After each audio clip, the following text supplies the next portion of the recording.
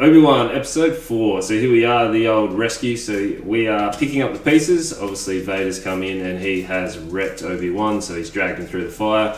And we're seeing Obi-Wan sort of pull himself together. And he wakes up in the tank. So, you know, you can see he's obviously being a bit bruised and battered and still fighting that inner demon. That is the sort of guilt of what he did to Anakin.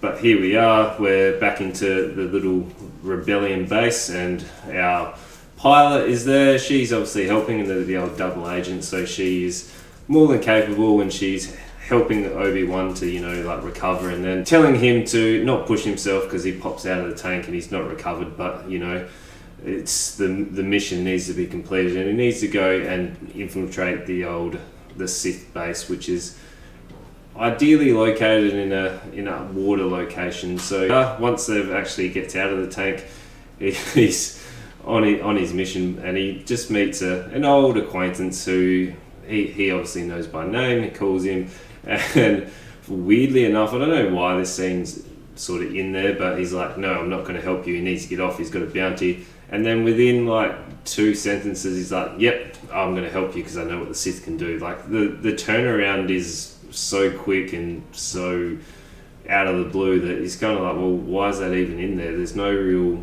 backstory for it. I know he drops a little bit of line of what the Inquisitors did to his wife, who they found obviously she was Force sensitive, but like it's just all of a sudden just to change a heart instead of, you know, trying to send him off world that he was talking about.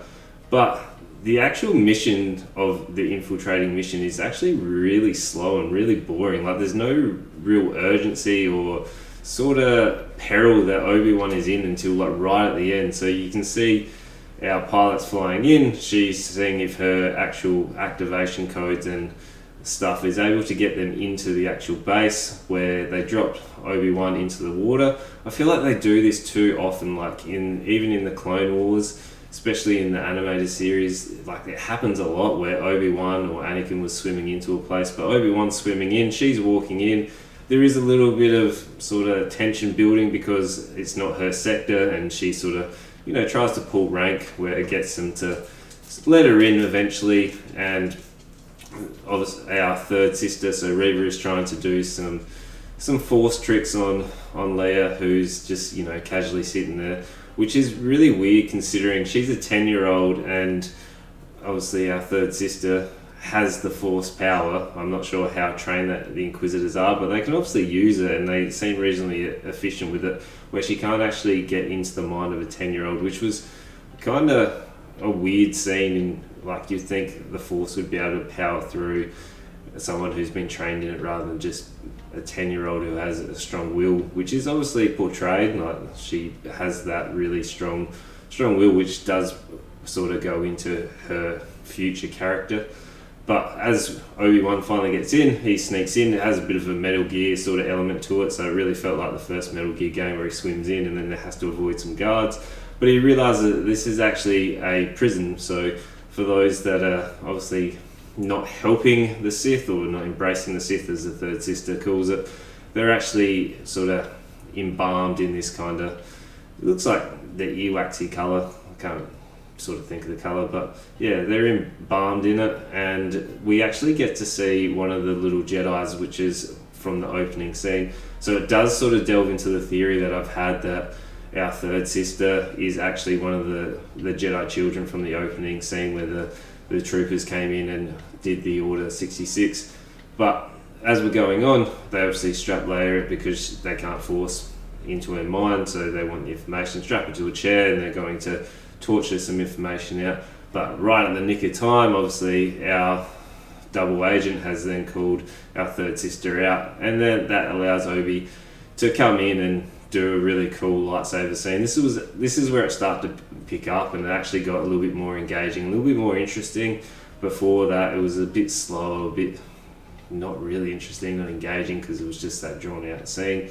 But he comes in, starts swinging his lightsaber, and the whole rescue scene of when he actually gets her out, and it's Obi and Leia running through the hallways. You see the stormtroopers, who are meant to be the best shots in the galaxy. Like, you can see they can pick off rebels from anywhere, but they can't shoot a Jedi who has his back turned. He's deflecting bullets one way. He's not moving, but the stormtrooper cannot hit this Jedi who is standing still with his back like exposed, which is really annoying. Like, they should have just made him sort of drop out or get shot, but he can't hit it. Like, it once I can kind of forgive, but this happens twice, and like one of them's a droid that should have like automatic targeting, but alas we see Obi-Wan survive again, and like he looks rusty with the lightsaber, but after this comical scene of them running through and they finally get to the really big climactic end where we think, here we go, finally we're going to have the showdown between Obi-Wan and our third sister, which I've been waiting for, which I don't think is going to come yet. It's probably going to come in the next 2 episodes, but it gets really close, and at the nick of time we see our sort of little rebel band come in, they fly in, they start shooting, but even the stormtroopers can't shoot a ship. Like, they're shooting and they cannot shoot anything, and they're surprised when Obi and the crew are starting to run towards the ship. Like, why are they surprised? You'd assume that they'll be trying to run, but Obi and that are out shooting the stormtroopers who should be shooting them.